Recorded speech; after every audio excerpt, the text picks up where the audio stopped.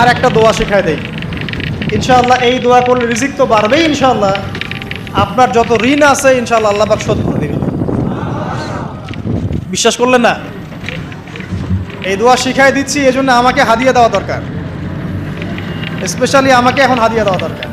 এটা গুরুত্বপূর্ণ দোয়া শিখাই দিচ্ছি। আলী রাদিয়াল্লাহু আনহু বলেছেন, কোনো ব্যক্তির যদি পাহাড়ের সমানও ঋণ থাকে, এই দোয়া যদি আমল করে আল্লাহ পাক ওই ঋণও শোধ করে দিবেন ইনশাআল্লাহ। ঋণ কেমন জানেন? ওই যে এখন মানুষ ঋণ নিচ্ছে 1 কোটি টাকা ব্যাংক থেকে, 2 কোটি টাকা ব্যাংক থেকে, হ্যাঁ, কত বছর, 10 বছরের জন্য, 20 বছরের জন্য বাড়ি করছে, তাই না? তার ধারণা এমন যে সে মারা গেলে তার ঋণটা কেউ না কেউ শোধ করে দিবেই দিবে, তাই তো?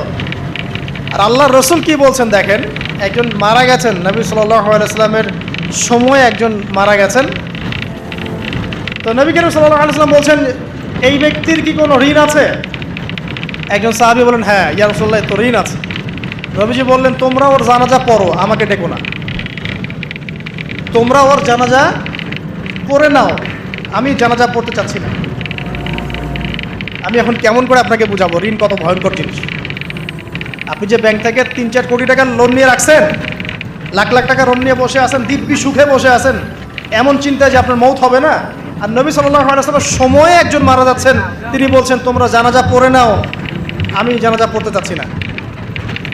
মানে ঋণগ্রস্ত ব্যক্তির জানাজাও তিনি পড়তেন না।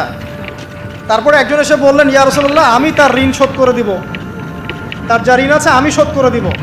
তখন নবী এসে জানাজা পড়লেন সাল্লাল্লাহু আলাইহি ওয়াসাল্লাম। তা আপনার এই কোটি কোটি টাকা ঋণ শোধ করার লোক তো রেডি আছে নাকি? আছে না? সমস্যা নেই, আপনার জানাজা পড়া হবে।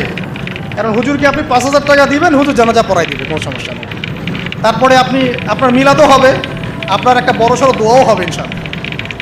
কিন্তু আল্লাহ পাক বলেছেন, শহীদ, আল্লাহর পথে যুদ্ধ করে শহীদ হয়েছে, এই ব্যক্তির আত্মাও ঝুলে থাকে যতক্ষণ পর্যন্ত না তার ঋণটা শোধ করা হয়।